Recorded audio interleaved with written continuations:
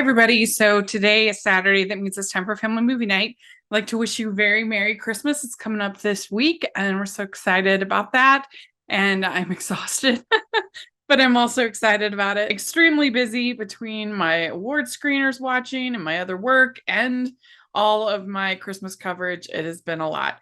But I wanted to talk about a really fun Christmas movie that we got last year that if you didn't get a chance to see last year, you ought to check out this year. And it's Journey to Bethlehem. There haven't been that many movies made about the actual birth of Christ. Of course, most Christmas movies are just about the holiday in general.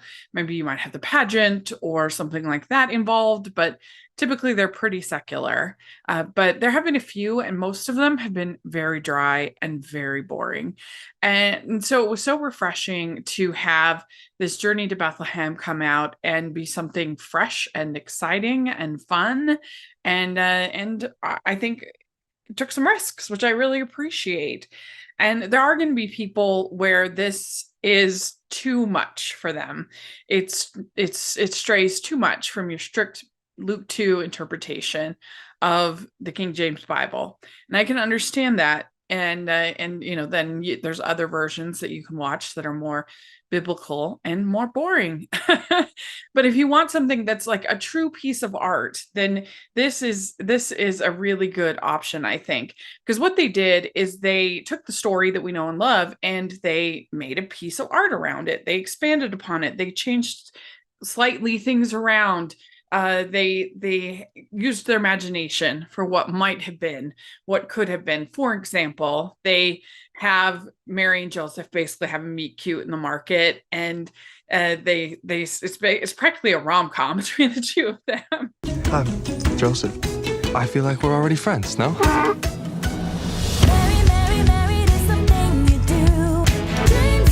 The thing that I think makes that interesting is that there had to be a real love connection between Mary and Joseph. I mean, what he does, he could have had her stoned.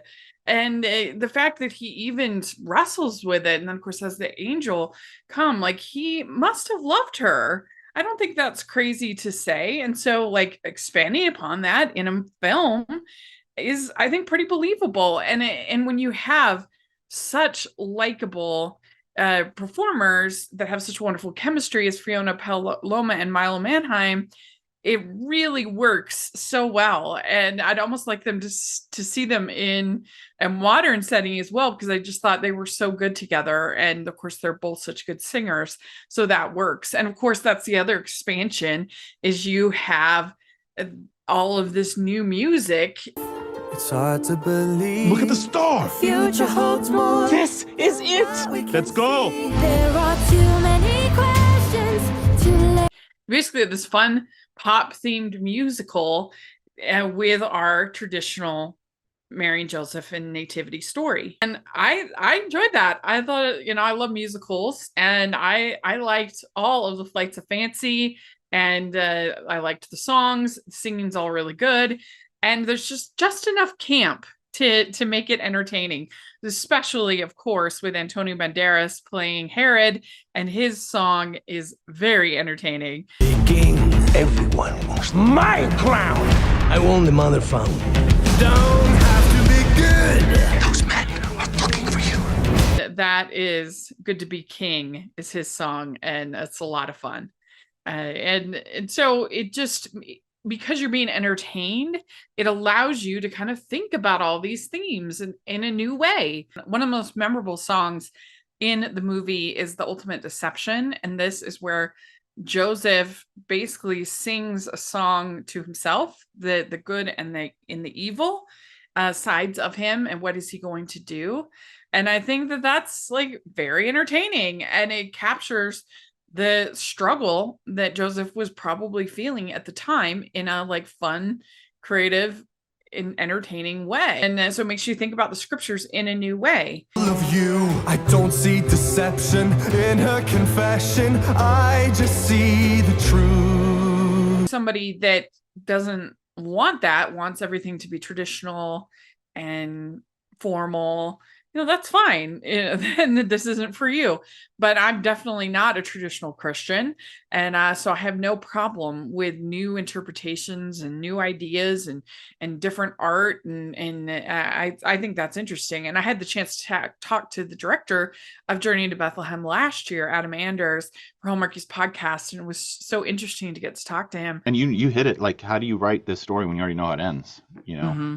And it was interesting. I heard an interview with Ron Howard who talked about this very thing with Apollo 13. Everybody knew they made it home safe. So how is there any suspense? Right. But he Mm-hmm. said nobody knows how they made it home safe. Right. And that's where the movie is. And that's kind of what I did here is, Mm-hmm. Mary and Joseph end up together. You don't know if they are in love or they did it for duty. Mm-hmm. And explore those things. And then what was it like for Mary in that time to be pregnant and single? These are things I just put myself in their shoes as we were writing it, and it comes alive. It's a human story, and I think it's really fun to look at this story that we've all looked at, but we never thought, oh, this is kind of the original Romeo and Juliet. It's a forbidden love. Joseph should have left her. He stayed with her. It's true. It's a cool story. It really is. I think that this is a movie, even if you weren't religious, I think you could be entertained by it, which that's kind of powerful. Like, if we're only making faith-based content for people that are already converted, then you're not going to convert anybody new. You're not going to have those conversations. You're not going to see anything in a new way. You're not going to ponder in a new way. And so I think that that's good when, even if it doesn't even if it doesn't 100% match my theology, it can make me think about my theology in a new way, which I think is always helpful. Not like a traditional Sunday school. It's not staff sandals dirt. One of my frustrations with biblical movies, they're always pretty depressing. Right. Sheep are grazing That's so dirt. true. There's no color. There's no grass. There's nobody smiles. I'm like, what are we doing? I'm like, this is Christmas. It should be, especially if you're faith, it should be the happiest time of year, and you're celebrating this great story. It's true. And then if you just love the holidays, you should be happy and celebrating. It should be colorful and vibrant. So that's what I mean, and often it is appropriate. They're pretty somber stories. They had a movie about Abraham and Isaac earlier this year, and I was like, man, that story's brutal. I mean, we hear it so much our whole lives, but when you really think about it, it's rough.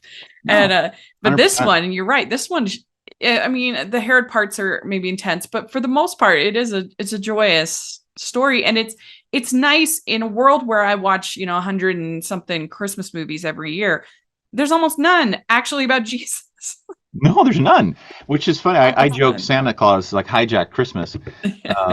But I'm like, let's make a fun, digestible movie for the whole family, which actually tells you what Christmas is about. And so I really enjoyed this movie. I think it's well made. I think the songs are really catchy. The performances are really good. The two leads have super good chemistry. Antonio Banderas is super fun as Herod. So it's an entertaining film. If you missed it, you should definitely check it out. Joseph, I feel like we're already friends, no?